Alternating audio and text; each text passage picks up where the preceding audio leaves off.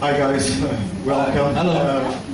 Hi. You are here to play again after 3 years. Yeah. But the show tonight is going to be really different from the other one. Yeah. Now you're going to play old Ramone stuff, new Marky Ramone Blitzkrieg stuff, and that's probably the things that you want to most talk about is the new stuff, isn't it? Well, the thing is that a lot of the youth and a lot of the older fans want to hear Ramone songs. So, of course, they're going to get that. But we did a song called When We Were Angels as a new single. We're going to do that.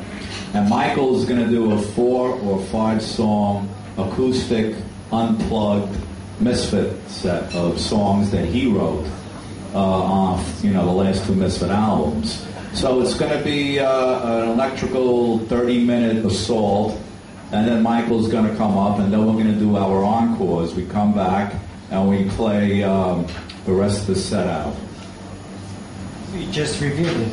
So Yeah. everyone knows what you're Everybody doing. knows, yeah. So that's it. It's good not to keep secrets. You have any more new songs that to release in the near future? Well, we're working on them. When we get back, we just got back from South America, so we need time. Michael has a good repertoire of songs that we're going to just do. How's it going to sound like? It's going to sound like, come. The way that I approach the songs again is very much the way that the Ramone songs are, the Misfit songs are. They sound. I mean, that's a tough question. We stick to the ingredients, the formulas that the Ramone songs and all great rock and roll songs grow out of.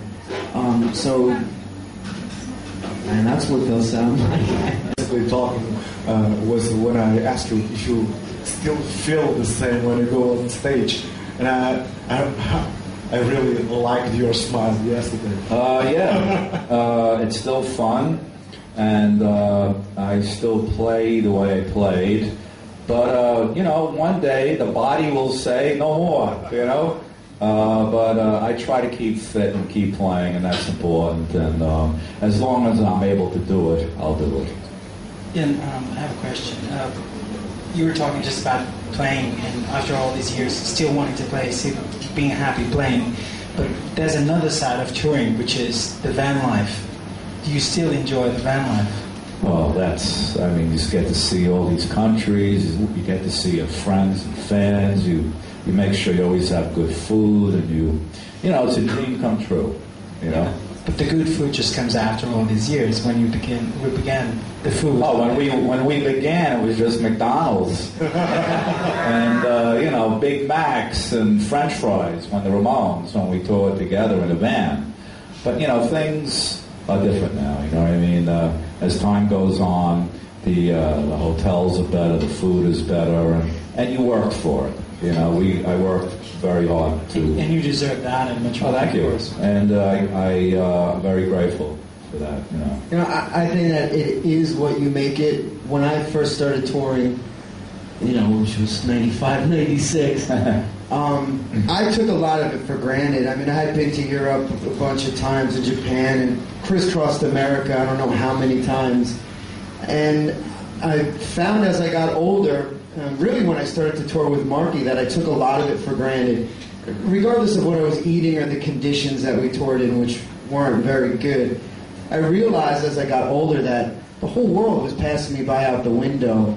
And I was in all these wonderful places that were just rich in history, and I didn't really much pay attention to it. So, again, when I say to the younger people who are out there and they're struggling and they're eating cheeseburgers, to not get caught up in that, and to more just look out the window and just think about life and think about the world as it's going by, which now I do my best to pay attention to where I am and what significance it has in the world, and I pay attention to that very much so. So did you walk around Lisbon? Did you get time to see it? I did. I took a bit of a walk.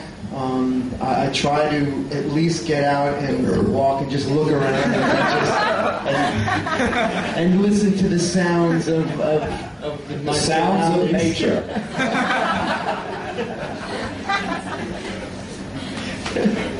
I just started. It was on mic too, so that was good.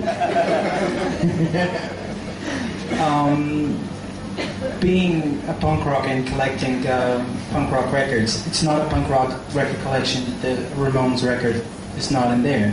The same is true for if you have a punk rock band. At least once in a show you have to play Blitzkrieg Bop. This is a written law, everyone knows that. I Want to Be Sedated, Blitzkrieg Bop, Rock in High School, Exactly. Sheena is a punk rocker. So, how does it make you feel when you see a live show and you see a band cover Ramones? Does that annoy you? No, very grateful. I mean, it's very flattering to see a band rehearse and to spend their time learning the songs, and it's an honor that a group would do that as it's a compliment. In the name of all the punk rock bands in the world, thank you. Thank you. And one of the things that probably people would like to know is when you start writing songs, you get together with Ramones on the third record, as far as Fourth Road to Ruin. Yeah, Road to Ruin. Yeah. And but when you were writing songs, you got that kind of feeling that this music can change the world.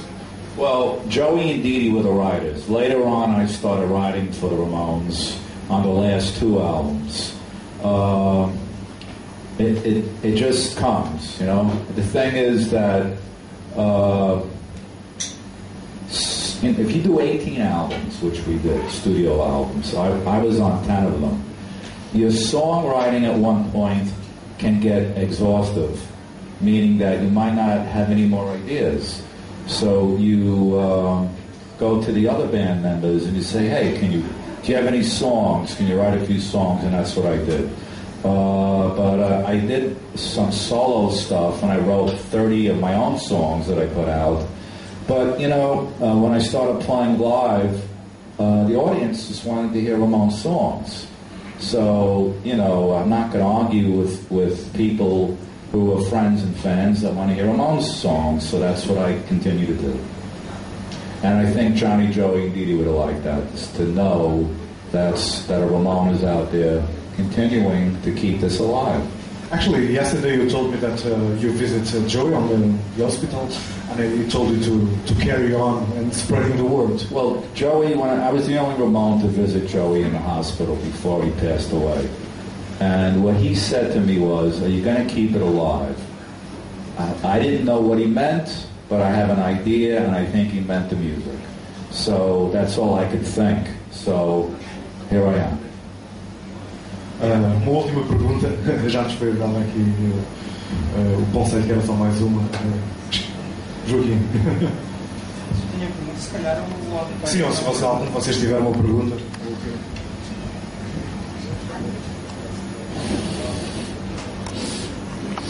Hello, my name is Sylvia. I'm a journalist. Hi, Sylvia. Hello. I want to know, in your opinion, what is it to have today a public attitude from the social perspective? I don't know, in a time of economical and political crisis. Well, you know, thank God there's punk rock, because we can express what we feel in a 2-3 minute song, and no other music's going to do that. No other music is going to attempt to discuss what's going on in the world. You're not going to hear that from Britney Spears. You're not going to hear that from Justin Bieber, you know. So punk rock is the music that will always show angst. And, you know, people don't change. We go through the same stress. People confront their jobs, they confront their parents, school, what they're going to do in the future. So punk, really, the lyrical content, and is basically still the same as it was years ago. I mean, when the Ramones started, the war in Vietnam just ended. And now you have other wars, and we were in a recession too, and now there's an economic crisis also. So the only thing that changes is technology. There you go. See? There you go. There it is. See? That's timing. That's what we call it. You have to know. It's technology. Tá? Obrigado por terem vindo e por isso logo no concerto. Thank you.